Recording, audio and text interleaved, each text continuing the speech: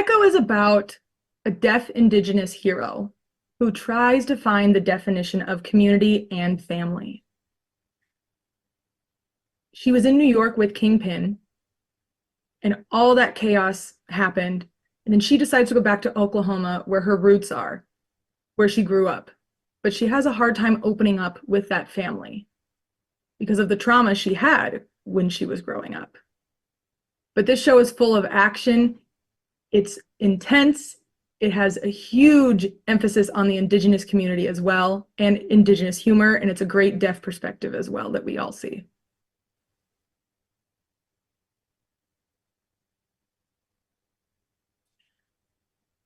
So Maya Lopez is a complicated person. She is full of emotions.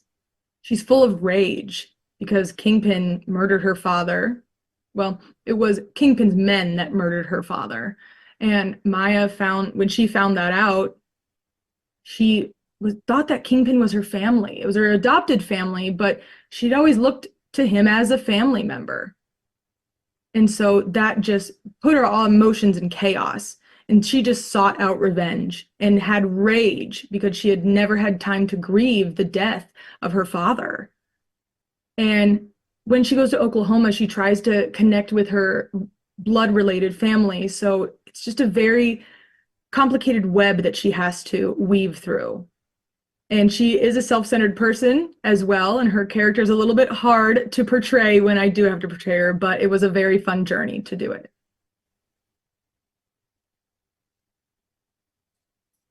I relate to her not very well. Actually, I don't think we are very similar. You know, I've had to analyze a lot about her. We do have some similarities, but I would only say about our childhood trauma. My trauma is not as terrible as hers. You know, she had to deal with all of the death that she dealt with, and her uncle is a criminal. But me, I grew up basically living in a hospital. I've had surgeries throughout all of my little childhood, and I don't think any kid should have to deal with that because of my prosthetic leg. I had these surgeries. So I think that our childhood trauma does make us similar.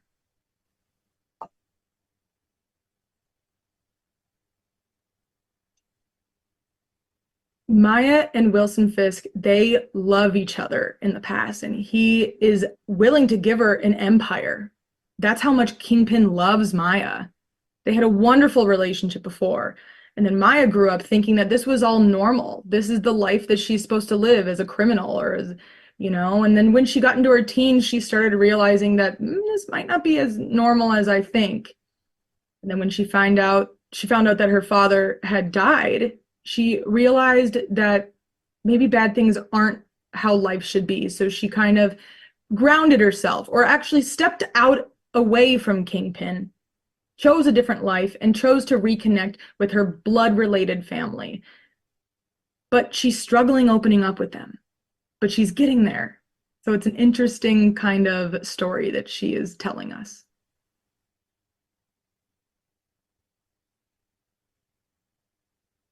So in order to give authentic representation of the Choctaw Nation, I worked with Sid a lot, and Sid actually worked a lot with the Choctaw Nation as well to make sure that we are portraying this nation as accurately as possible on the screen.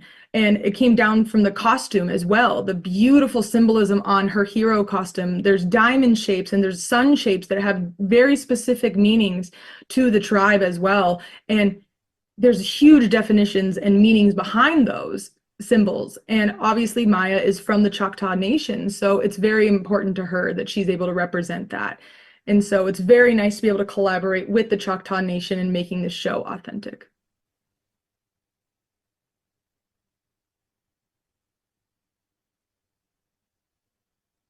The physicalness, how I prepared for it, I was already pretty athletic growing up. I played a lot of sports, and so when we got to Georgia, I remember I had stunt training and I had a personal trainer, so that was kind of easy for me because I already like to be physical and do physical things. So it was still a lot because I did train about 5 days a week and probably total of, I don't know, 3 hours, 4 hours each, you know, between my personal training and the stunt training. But it did help me a lot and to prepare for this role when it comes to physicality.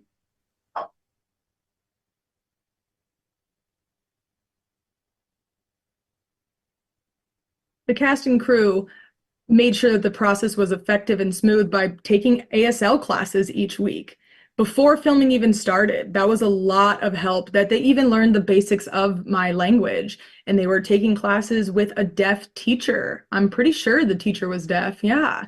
And so it was very nice for Marvel to be able to provide that deaf teacher to these hearing people, because you don't want a hearing person teaching, the representation of ASL. We want a representative of that nation or of that culture to teach it. So it's appropriate to be able to have a deaf person teach hearing people. We also had deaf people that were working in front of and behind the camera as well. What's Wilson Fisk like, and what are his roots, and what does he do for a living? Well, his roots come from a very emotional place. He had to kill his father because his father was killing his mother. That starts his life off. That's how intense it starts off. He grew up in Hell's Kitchen, New York. He grew up to be broken, but ambitious, and but emotionally broken. And he lives his life like that. He has a quality about him that if he doesn't get what he wants, he turns to violence. But it stems from that emotional place where he killed his father. And so you just put that character in any situation and things are pretty nutty. There's canon, MCU canon when it comes to Maya and Kingpin. There was a run in the comic books where he raises her as an assassin, or trains her as an assassin, and kills her father, unbeknownst to her. And I knew about that coming in to Echo. I knew about that already. And so he trains her, and he develops her into being quite a criminal, and teaches her how to survive in this world. And then she, then she learns that the truth about him, and she turns on him, and she goes off to become and she's on a journey to become who she really is under the control of the Kingpin. She's looking for revenge. She wants to destroy Kingpin and take his place, so to speak. It's funny because because she's deaf and communicates with sign language, and we didn't want my character to learn sign language for it. The other actors did because their characters needed to, but we wanted him to be in the dark about it. Like he never had the time to actually do that for her. So like maybe the first couple of days, it was like trying to feel out how Alaqua and I were going to communicate and understand the scenes together, so that we were doing the same scene, and we were doing the same, making the same show, and felt the same way about the scenes. But it only took a couple of days, and then it was just like normal, just like you deal with any other actor. She's very impressive, and for somebody new like her, to be carrying a show the way she does it. She carries that show in a big way, and her talent on the day, every day when the camera was rolling, and before it and after it, and her understanding of scenes, her understanding of specific little moments in each scene, and yeah, it was like working with any other very talented actor. Those are the best kind of villains to play. That's that's just clever writing. And it's not necessarily, yeah, I guess it is love to hate, but it comes in all kinds of different forms.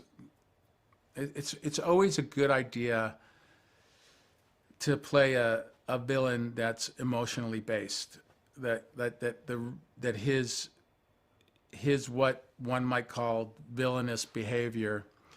Of course, that's not how I look at it. Like, I don't think he's doing anything wrong, but I'm the one that's playing him. But that it stems from something emotional, something real, and that he's acting through that emotionality. And those are the best villains, and those are the villains that can keep an audience with them, because if it's based in real life things, we connect as an audience. I know I do. We connect to stuff we can relate to, whether it's a villain or a good guy or a hero or an anti-hero. So it's I think those are the best kinds of villains. He doesn't fit in Oklahoma. He is from Hell's Kitchen, and he needs to get in and out. But his tentacles reach that far and further in the world. So he's not. None of these places are completely foreign to him, but he operates best in New York. Well, I would say Alaqua Cox, the actress who plays Maya/Echo, makes the series super special. I think our relationship in the show works in this immensely kind of very intense, emotionally violent and physically violent at times way. The tone of the show is dark, but her journey, Alaqua's character's journey, is really quite something. It has Native American roots. They become a huge part of the story. Here's her kind of ancestral calling, and the history of her ancestors, her close family members who are all Native, and I think that's a big aspect of the story, and it hasn't been done before on this kind of scale. So I think I think when it comes to the good and evil play, it's a new take on it, and it's fantastic. It's a darker, more mature version of a Disney Plus series, that's for sure, which is going to interest, I think, some people, and it certainly interests me. And it's just an all-around great performances by all the actors, and a very, very intense story. How would I describe Echo? I would say it's a gritty family drama. It's action-packed. You have an up-and-coming star at the helm. She has ASL, and she just speaks with ASL, and you don't get to see that too much in this community, and being Indigenous. And I think it's that alone is a perfect vehicle for this type of show, and I think people are going to really, really enjoy it. I would describe Echo as a gritty family crime drama. I would describe it as following Maya Lopez as she comes back from New York, and she's kind of haunted with some demons from her past, and is kind of forced to reconnect with her Choctaw community and her upbringing. It follows a deaf Indigenous protagonist, and even though a lot of people think that it might be just like checking boxes, it's first and foremost a human story that so happens to take place in these communities and follow these characters. And it's if I were to encapsulate it in one sign, in ASL, it would be badass.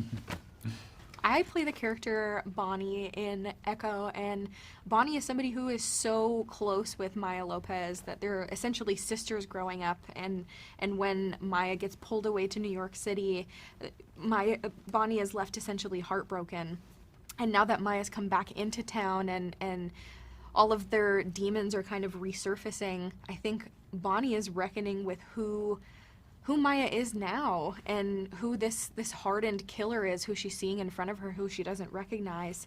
In many ways, I think that Bonnie is somebody who represents kind of a light, and who Maya might have been had she stayed in the community. But also there's a sense of heart, and I think that there's a lot of connections, and we see a glimpse behind Maya's really toughened facade, especially when she's around Bonnie. I play Uncle Henry, and he is a disco guy.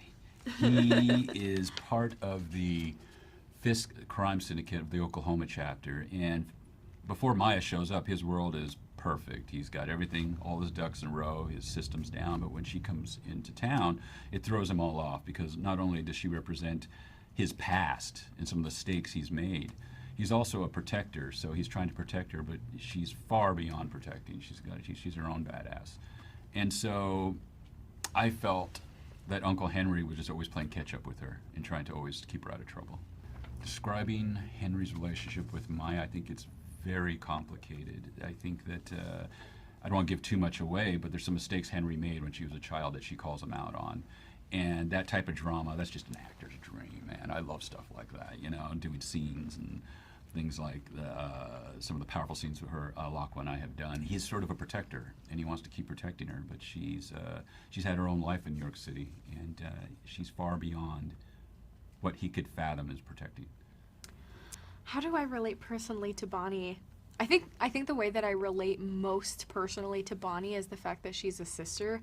I'm also a sister. I'm a sibling. I have many siblings, and so I understand that relationship of somebody having your back and speaking another language and like a secret language versus the rest of the world. And yeah, I think for me that was an entry point for me into being able to play Bonnie. But aside from that, I think we're pretty different. I definitely feel like an elder sibling in a lot of the ways that I do, whereas Bonnie might be a little bit more naive, even though she has a lot of heart and looks to Maya to play the role that she had when she was so young. The relationship between Maya and Bonnie in the past, in Maya's original life, was really trusting. I think Bonnie was somebody who was able to sign in ASL proficiently. She's a CODA, she's a child of deaf adults, and so they're able to kind of escape from the world and play, and even though they're biologically cousins, they're like, no, we're sisters. And so that's the foundation of their relationship. But when Maya's pulled away, that history is severed. And so cutting to now in present times between Maya and Bonnie, there's a rift between them, and Bonnie keeps showing up and wanting to make that connection and reuniting the family, and continually shows up for Maya. She's continued taking ASL lessons. She's making sure that she's ready for when her sister comes home, and that's not necessarily being met by Maya. Not because she doesn't want to, but I think because she doesn't know how to reckon with her past. She doesn't know how to look at Bonnie anymore and see anything but how far she's diverted from. And so it's a complicated history between them, but it's one that's filled with love and with heartbreak and with some complicated feelings. But through the series, I think through twists and turns and a lot of brutal scenes, that they're able to find that reconnection between them. I don't know if I do. You know, I think that's why I had the music with me, because there's a character that but I never got to play this type of character, so it was new territory for me. And that's the whole challenge of it that's the best part about being an actor, is trying to get into that character's, those shoes. I would say for me, it was just, the music was a big part of it, and I know that's so small, but it does open doors for me to try to go into to be this character. And I picked a specific playlist for each scene, so it helped invoke those emotions. But yeah, I'm not really like Henry. I wish I was, but I as an actor, sometimes you run into roles that I'm nothing like this person, but I'm going to try to get there, and that's what I did with Henry. While working with Alaqua Cox was probably the most fun, challenging, eye-opening education and humbleness that I've experienced in film. I am totally out of my element. I'm in her world. I honor that. And I think working with her, she's such a powerful actor. I mean, she's amazing. And the scenes we had to do, she's all there. And she was patient with the ASL. But some of the stuff we had to do on the tower scene, I'm impressed, blown away, because of who she is and being put into the series And being so young, you know, she just knocked it out of the park. And I'm very proud and honored to have like stood there and witnessed that. Acting off of Alaqua Cox was a gift.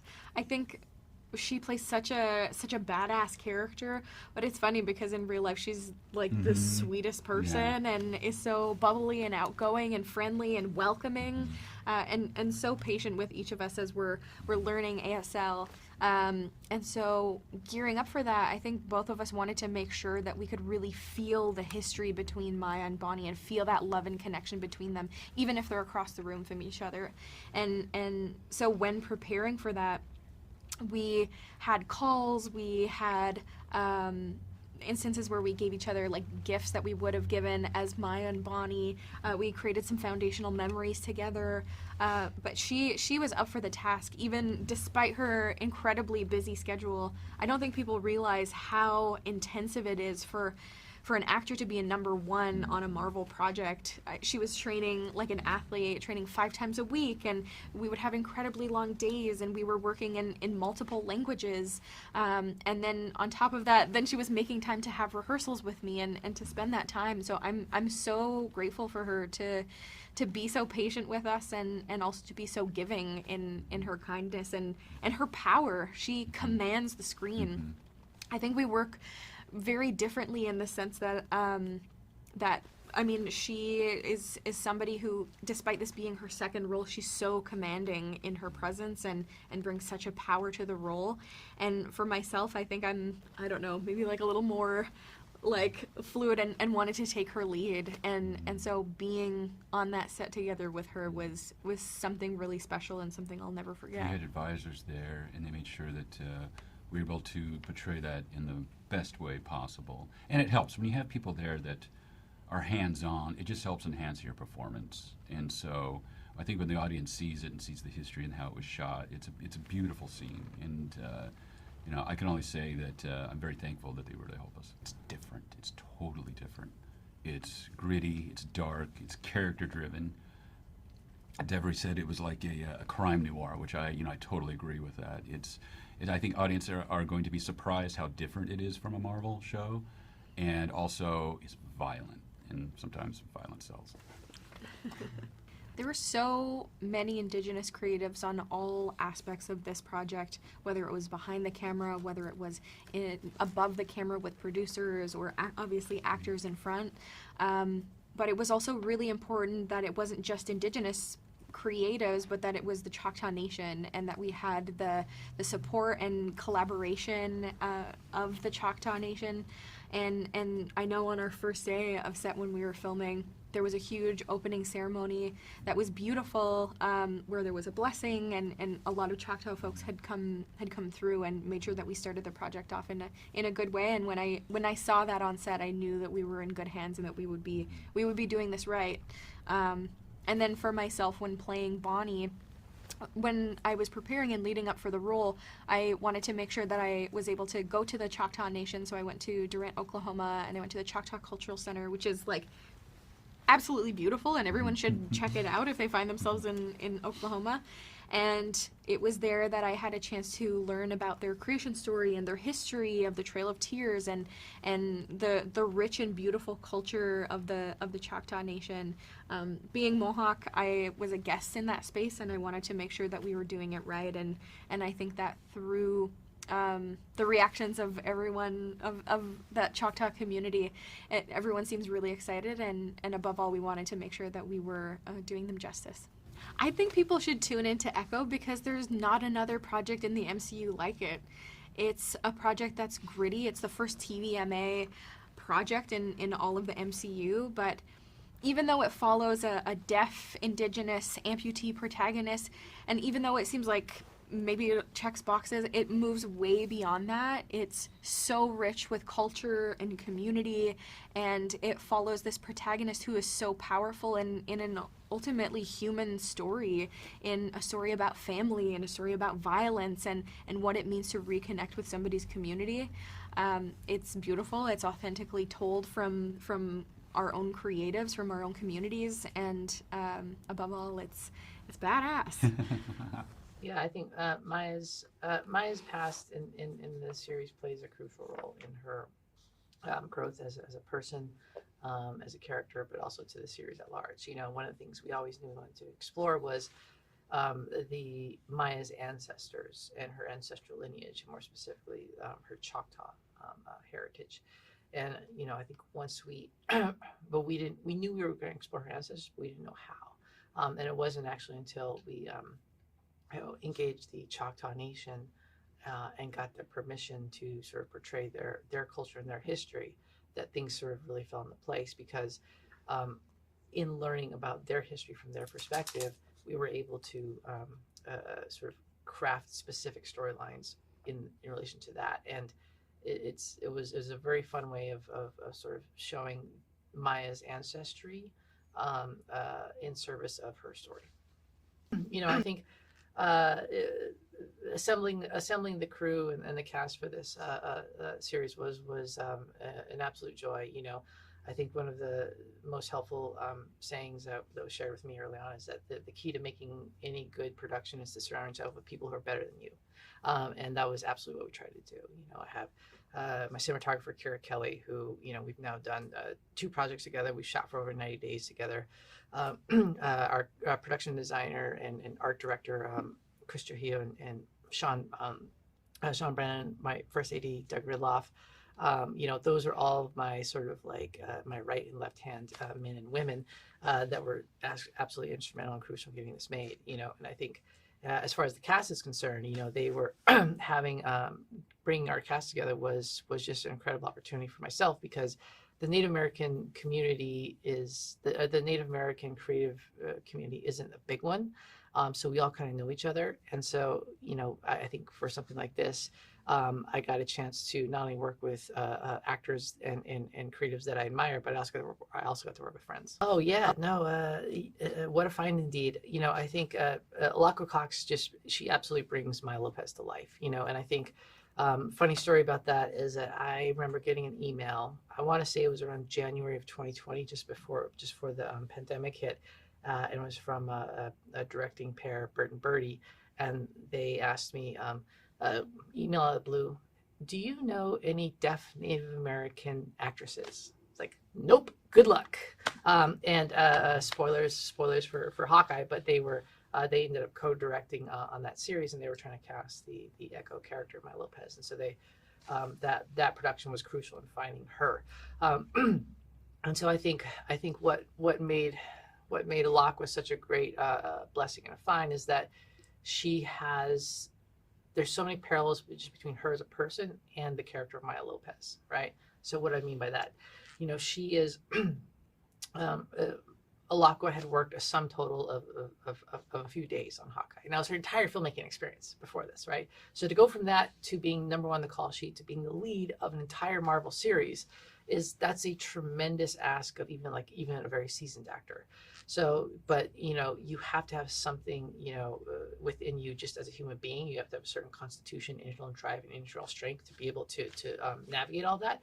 And Alaqua she did it effortlessly and flawlessly, you know. And I think that's just a testament to who she is as a person. Wilson Fisk fits into Maya's life in that he plays a sort of surrogate father, surrogate uncle role. But it's actually their relationship is crucial to the theme of our series, which is one of family, and more specifically the definition of family, right? So when we come into the series, Maya Lopez, she is a villain, and she is, even though she's from Oklahoma, when we come into the series, she's at that point in her life, she's probably more New York than she is Oklahoma, and so she's very caught up in the New York criminal underworld. Which is sort of more of a conditional definition of family. You know, like people can be discarded a little easier, a little more quicker.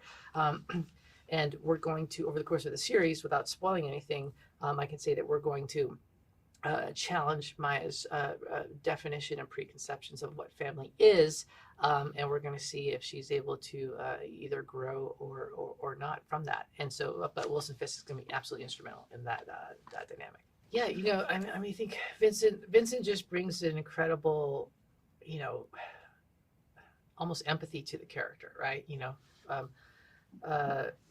what's the expression? Any good villain thinks that they're doing the right thing, right? And so I think that's what's so great about Vincent, is that, and specifically Alaqua as well too, is that they're both approaching their character with a ton of thought, a ton of care, and a ton of craft, right? And so, in all of our conversations early on, I think one of the things that I initially said in our first rehearsal was, no matter what happens, Fisk loves Maya, and Maya loves Fisk, and so however we go, whatever direction that this goes, just let that be the motivation for the characters and the opportunities. And so, I think having somebody like Vincent is just an incredible blessing, because he cares so much about his craft and his character, and it was an absolute blessing. We put a tremendous amount of effort into accurately and authentically representing the Choctaw people in the show, right? So for myself, I'm stating that, but also for myself, it was a given. I'm Native American myself, but I think there's a sort of misconception about Native Americans that we're all just sort of one big monolithic sort of group of people, and that couldn't be further from the case. There's over 600 nations. Every tribe, culture, and tradition has their own different languages, their own unique customs, their own traditions. And so, for myself, I'm Navajo. And the tribe we're portraying are the Choctaw, two vastly different tribes, with languages that are as different as Portuguese and Polish. And so for myself, what that meant for me is that it was of the utmost importance that we were able to engage the Choctaw Nation. So very early on, we flew to Oklahoma. We met with the Choctaw Nation. We met with the chief of the tribe, and also the people there, and presented the project to them, and did two things. One was we asked for permission, and the other was, because we didn't want to come in and say, hey, this is what we're going to do. We came in to say, hey, this is a story that we have. Will you give us permission to portray the Choctaw people? And so the second thing that we asked was to create a dialogue. We wanted to get their input, to surround ourselves with their own language experts, their own cultural people, and so on and so forth. And so that was a very early thing that we did that just had so many positive consequences. Yeah, I think the finale of our series, without spoiling or giving anything away, is very action packed and emotional. We have a ton of action, but I think one of the things I'm most proud of is the fact that it's actually very emotional, and we have a lot of very powerful performances from characters. But one of the big things that takes place in our show is a portrayal of powwow. And so when I first had the opportunity to pitch on this project, and in talking with Kevin Feige, one of the things I shared is that I was a fan of the Marvel comic books growing up, and I read comic books, but I also grew up going to powwows. But those two things never overlapped or intersected with each other. And so to have the opportunity to smash those two worlds together was a very, it was terrifying, it was exciting, it was exhilarating. But at the end of the day, you have to be in service of story. And in the same way that we engage the Choctaw Nation to make sure we authentically portray the Choctaw people, we also engaged actual powwow dancers, everybody from drum groups to jingle dress dancers to fancy dancers to powwow coordinators. We tried to engage all the actual people who live and breathe this. I think people should tune into Echo because it's a very exciting place and time to be in the Marvel Cinematic Universe, right? So we get to explore. I think what's great about this series is that we are going. We're not dealing with the fate of the universe. We don't have these big, huge, like cosmic consequences that we're dealing with. Our story is a little bit smaller in its scope and scale, but it's far more human, right? And so I think what's great about all of that is that you get to tell a more intimate story that's more human, hopefully more relatable. But because we're telling the story of a criminal villain, we also get to lean into some of those aspects that differentiate this show from others in the MCU. More specifically, because we're dealing with the New York criminal underworld, and because we're not trying to shy away from our circumstances, the people on our show, they bleed, they die, they get killed, their bones get broken. Spoilers for Echo, But again, that's kind of the point that we're trying to portray with this. Our show opens with a retelling of Maya Lopez's origin and backstory, but not even just for Maya Lopez. We go all the way back to the dawn of time to start the story of Maya's past, literally with the dawn of time for the Choctaw people. After that, of course, we pick up with Maya Lopez as a young girl in Oklahoma with her family, and tragedy strikes. There's a car accident that is fatal for her mother. Her mother dies, and her grandmother blames her father for his criminal activities that kind of indirectly led to the death of Maya's mother. Because of this, Maya's father takes her to New York, and they move away from Oklahoma, never to be heard from again, and Maya then grows up under the Kingpin's watch. And Kingpin kind of steps in as her father figure and teaches her a life of crime, teaches her violence instead of love, teaches her fear, teaches her all the wrong things you might teach a kid, but he says to her, kid, I'm the only person you could trust. This is how you're going to do it. If you want something in life, go take it. Take what you want, use violence to get it. He teaches her all the wrong lessons, and she kind of loves it. She sees Kingpin as a powerful person. She wants to be like him. And when we meet her in this show in the present day, she's got those villainous aspirations, and she kind of wants to take over the criminal world. We assembled a great team led by our director and executive producer, Sydney Freeland. We had great directors work with us like Katrina McKenzie and a slew of amazing writers, all with various tribal affiliations themselves, like Stephen Paul Judd, who was in our writer's room and is Choctaw. And he led us, of course, to a great partnership with the Choctaw Nation. So Chief Batten and Dr. Ian Thompson and Miss Terry Billy and Seth Fairchild, these were our Choctaw partners throughout the whole process. And they were there when we were writing, they were there when we were shooting, they were there in post-production, they were just a phone call away. It was truly exceptional, the partnership we had with them, and we couldn't have done it without the Choctaw Nation. Alaqua Cox was quite a find, and she is so powerful. She has such an imposing presence. She's kind of like our Clint Eastwood. She can just show up and do so much with just a facial expression. She's intimidating to those around her. She is truly worthy of the Queenpin title that she is striving for at the top of this show. It's also fun to see, through all the badassery, through all of her doing her own stunts and being so impressive, that this is really a story about a very a complex character in a very emotional state of her life, where she's got to choose between a family that found her as a kid and kind of took her in and taught her violence and fear instead of love, and her real family that left her behind as a kid, and kind of having to reckoning with her past in a cool way. Wilson Fisk, the Kingpin, steps into Maya's life when she's a young girl, and it's right after tragedy has struck in Oklahoma. Her dad was forced out of town by her grandmother. They moved to New York, and her dad is working for Kingpin, and Kingpin kind of steps in as a father figure for her. He teaches her at a young age to use violence to get what she wants. He teaches her not to take crap from anybody. He teaches her a lot of weird and dark and twisted things that, as a young woman dealing with a lot of adversity, Maya, takes the wrong lessons from. And she learns from him greed and violence instead of love. And she learns from him to only trust herself and nobody else around her. She learns from him to, if she wants something, to take it. And don't let anybody stop her. So these are all qualities that she takes and uses for her own good for the most part of her life. But where we meet her in this story, she has to really decide between, were Kingpin's teachings the right way forward for me, or is a little bit more nice nice things from my family, my culture, is that where I'm going to end up?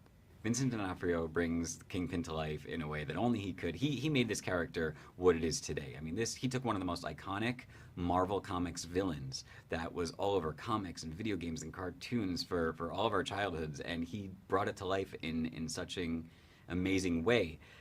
After the Netflix series, when we decided that we were going to bring Kingpin into the MCU and bring Vincent into the MCU to continue to portray the character, it was so much fun that we got to see new sides of him. Seeing the Kingpin on Echo, it's the same character that you've met in the past, but it's a whole new side of him in terms of what his relationship with Maya is and how it unfolds over the course of our series. We had a great partnership with the Choctaw Nation in this series.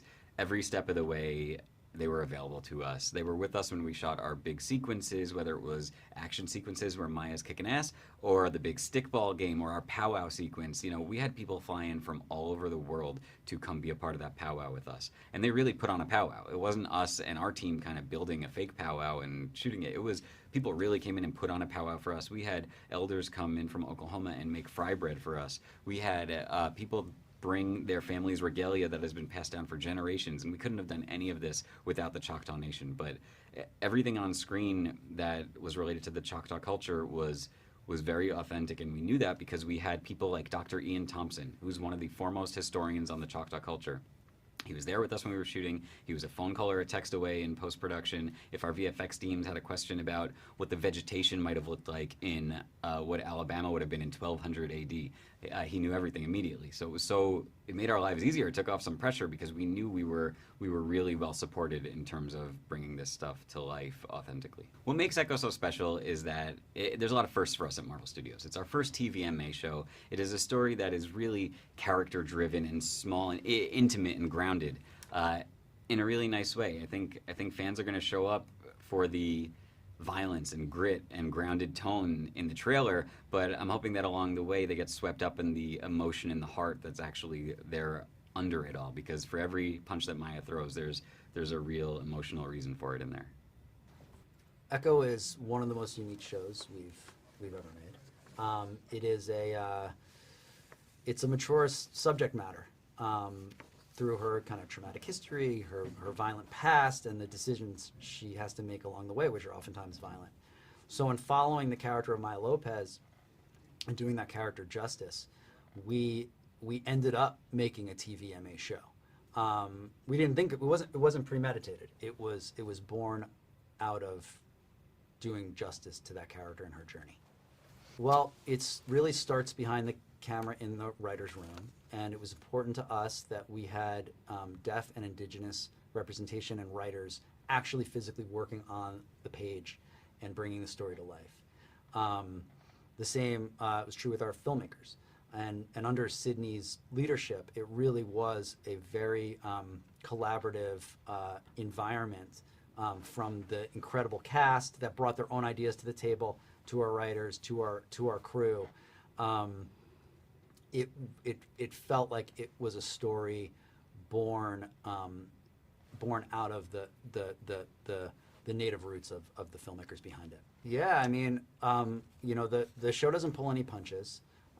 It's for a more adult audience, and she has a very traumatic experience that happens to her early in life that defines her. She loses her mother in a car accident. She loses her leg in the same car accident. So the symbology of that carries through her life. She both, it's an injury that she lives with every day, both physically and emotionally. So the metaphoric value of that is strong and on screen and ever present. Her father is a criminal, but he's a criminal that loves her unconditionally, and he's actually a good dad. So there's a complexity in all these relationships that really makes the show work, especially when it comes to Kingpin and his mentorship, and his adoration for her, but also the unhealthy lessons she learns from him that lead to her making some terrible decisions in her life, and it's not until she returns to Oklahoma that she reconnects with her family, reconnects with her heritage, that she's able to finally confront, both emotionally and physically, these traumas from her past. Yeah, I mean, it was a long, exhaustive search led by our incredible casting director Sarah Finn and her team. When we needed to cast a deaf indigenous martial artist who could act for Hawkeye, they cast a very wide net, and we were lucky enough that Alaqua answered one of those casting calls. The character in the books is not an amputee, but Alaqua is, and she just happened to be the best actor for the role. So that became that physicality ended up defining the character on screen as well. And I would say that that intensity and it's both intensity and empathy that Alaqua brings to the screen in Maya Lopez. You both you fear for her, you're scared of her, she's dangerous, you worry about her, you love her, you see her, you're able to put yourself in her shoes, and wonder what you would have done in those situations, and her performance is really, I would say, the beating heart of the series.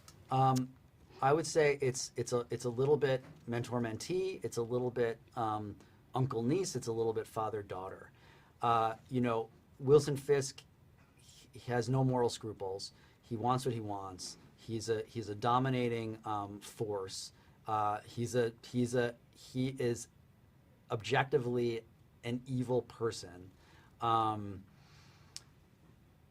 But through Vincent's performance and the way the story is laid out, you realize that he is also a creature capable of real love and capable of real pain. I mean, Maya Lopez shoots him in the face, but it's the emotional damage of the assassination attempt that actually harms him more than the gunshot wound. And when they do collide, seeing that play out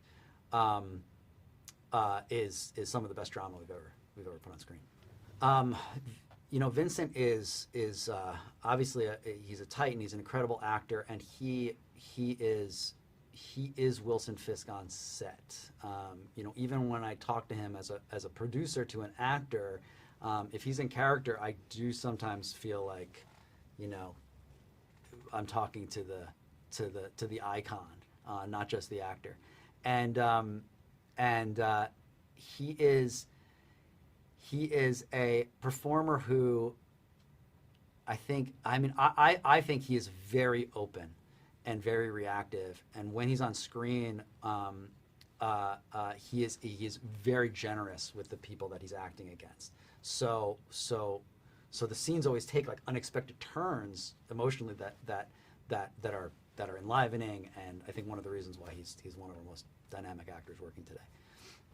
It wasn't like something that was layered on top. It was something that was the foundation of the whole project.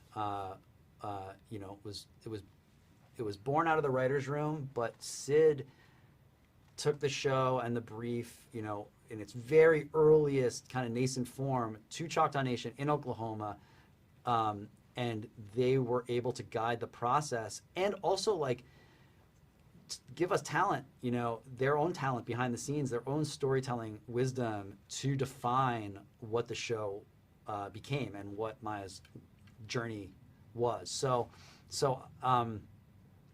it's not just important. I think it's forever linked. The Choctaw Nation is as braided into the show as anything.